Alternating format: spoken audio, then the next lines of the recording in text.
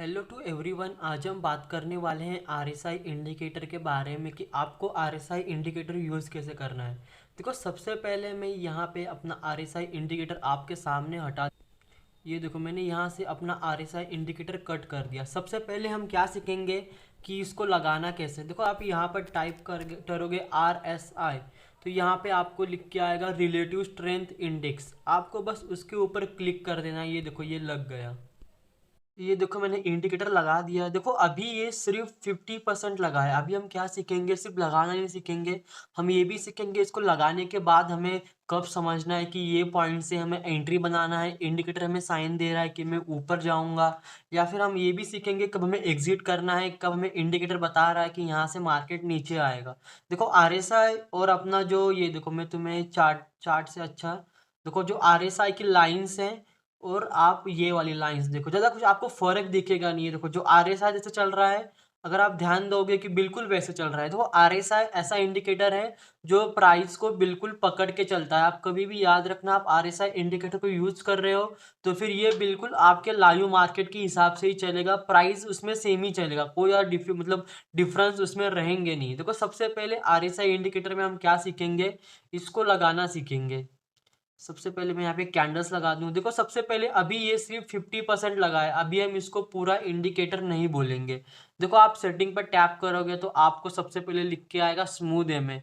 इसको हमें ऑन करना है। उसके पहले हमें क्या सीखना है कि हमारे लिए एंट्री पॉइंट क्या बनेगा और एग्जिट पॉइंट क्या बनेगा। देखो, आपके सामने लोअर लिमिट लिख के आ रहा है और अपर लिमिट लिख के आ रहा है। सबसे पहले अगर आप बाय करना चाहते हो तो हमें लोअर लिमिट में बाय करना है। क्यों? क्योंकि लोअर लिमिट हमें क्या साइन करता है, जो इंडिकेटर में जब 30 के आसपास प्राइस चलता है ना, तो फिर हमें वो क्या साइन कर रहा है, यहाँ पे आपका बाइंग जोन है। यहाँ पे जो बायर्स आ रहे हैं और प्राइस के ऊपर जाने के चांसेस हैं। इसके लिए आपको कभी भी बाय करना है तो आपको किस पे बाय करना है, लोअर लिमिट कितना है 30 के अगर आसपास मार्केट चलेगा तो फिर हमें बाय करना है। और हमें सेलिंग कब करनी है, जैसे कि आप अपर लिमिट देख रहे हो, अपर से आपको पता चल रहा है अभी ये अपने पीक पे चल रहा है। पीक पे मतलब क्या, अभी ये ऊपर चल रहा है, यहाँ पे सेलिंग प्रेशर आ रही है और चांसेस हैं कि प्राइस या फिर वो मार्केट है वो नीचे आएगा। इसीलिए बायर्स के लिए बाय करने के लिए कौन सा याद रखना है, 30 याद रखना है। अगर आप सेल कर रहे हो तो आपको क्या देखना है, 70 देखना है। और आपके लिए एक इंपॉर्टेंट पॉइंट क्या बनेगा, अगर आप इसको यूज करोगे ना तो फिर आप एंट्री लेने से बच जाओगे। जिसे हम बोलते हैं कि कई बार आपका स्टॉप लॉस हिट हो गया। वो क्यों होगा, क्योंकि देखो, ये पहले ही साइन दे देगा कि अभी ये 70 पे चल रहा है, सेलर्स के जोन में, या फिर सेलिंग प्रेशर आ रहा है, प्राइस नीचे आ सकती है, तो हम बाय नहीं करेंगे। देखो, मैं यहाँ पे इसका कलर चेंज कर दूं सबसे पहले, क्योंकि हमें वहां पर भी देखना है। देखो, हमने दो चीजें सीख ली, बायर और सेलर। अब इंपॉर्टेंट क्या है कि यहाँ पे एक लाइन चलती है जब हम स्मूथ एमए ऑन करेंगे तब। ये बहुत इंपॉर्टेंट है, हमें स्मूथ एमए कभी भी ऑन रखना है, क्योंकि स्मूथ एमए से हम पता लगाएंगे कि मार्केट कब से चल रहा है। एमए मतलब क्या, मूविंग एवरेज। मूविंग एवरेज मतलब क्या, ये बहुत दिन का बायर्स और सेलर्स का डाटा लेके चल रहा है। इसी के लिए हमें उसको ऑन करना है। देखो, अब अपना इंडिकेटर पूरी तरीके से लग चुका है। हमने बाइंग पॉइंट सीखा 30 पर है और सेलिंग पॉइंट कितना पर है, 70 पर है। ये देखो, जैसे कि मैं आपको बता रहा हूँ। और मिडल पोर्शन, आपको मिडल पोर्शन में ना बाय करना है, खास करके 60 से लेके तो 50, समझ लो 45, 60 से लेके 45 के बीच में हमें बिल्कुल नहीं बाय करना। ये अगर मिडल पे चल रहा है, जैसे कि मैंने आपको बोला, देखो, हमें 40 से लेके, समझ लो 40 से लेके 60 तक नो बाइंग जोन है। यहाँ पर हमें बाय नहीं करना, क्योंकि मार्केट जी क्या बता रहा है, बीच में चल रहा है, ऊपर भी जा सकता है और नीचे भी आ सकता है, हम कुछ बोल नहीं सकते। इसके लिए हमें 40 से लेके 60 तक हमें क्या रखना है, नो बाइंग जोन। हमें यहाँ पर बाय ही नहीं करना। बाय कितने पे करना है, जब हमें ये साइन दे। देखो, जैसे यहाँ पर उसने साइन दिया, ये देखो, यहाँ पर अगर आप ध्यान से देखोगे तो हमें सबसे पहले साइन मिला 23-24। देखो, यहाँ से मार्केट कहाँ तक पहुँच गया, आप ध्यान दोगे तो ये देखो, अभी मार्केट यहाँ पर था, फिर देखो यहाँ से ऊपर चला गया और देखो ये भी ऊपर गया। इसके लिए मैं आपको बोल रहा हूँ, देखो, अगर आप गलती से, मैं आपको बता रहा हूँ, सबसे पहले मिडल पोर्शन जो मैंने बोला 40 से लेके 60 पर बाय नहीं करना। देखो, यहाँ पर दो तीन कितनी अच्छी कैंडल्स बनी। अगर आप ध्यान से देखो कितनी अच्छी कैंडल्स बनी। मुझे पता है जो नए नए जो मार्केट में आ रहे हैं वो शायद से ट्रैप हो जाते हैं। क्यों होता है, क्योंकि दो तीन कैंडल से हम जज नहीं कर सकते कि प्राइस पूरी तरीके से ऊपर जाएगी। जैसे इंडिकेटर में देखो वही चल रहा है।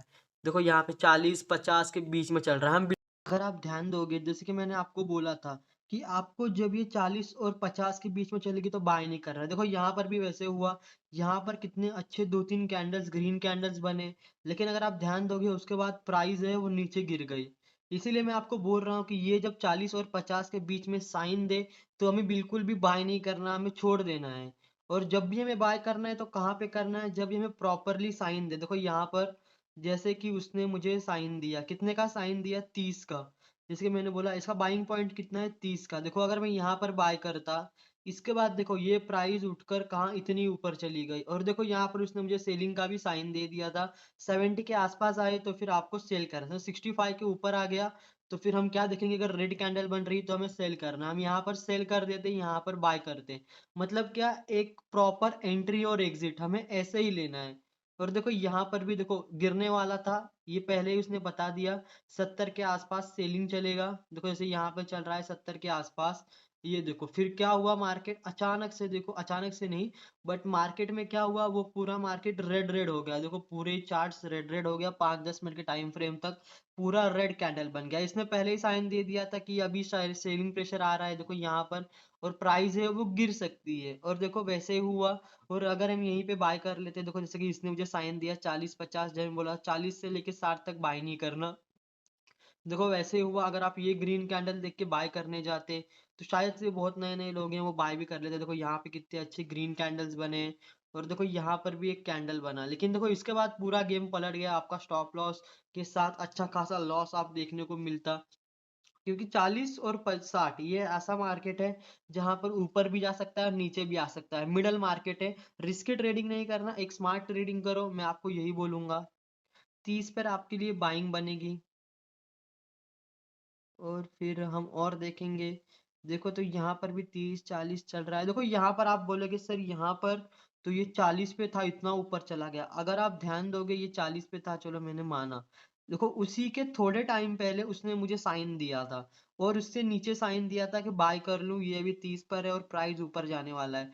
तो फिर मुझे ये महंगा मिलता 40 पे, लेकिन मुझे यहाँ पर 30 में मिला, और कंफर्मेशन भी मिली कि ऊपर जा सकता है इसके लिए। और देखो यहीं पे मुझे उसने सेलिंग का भी साइन दे दिया इसी वाली कैंडल पे कि सेल कर दो, अभी हाई पे चल रहा है।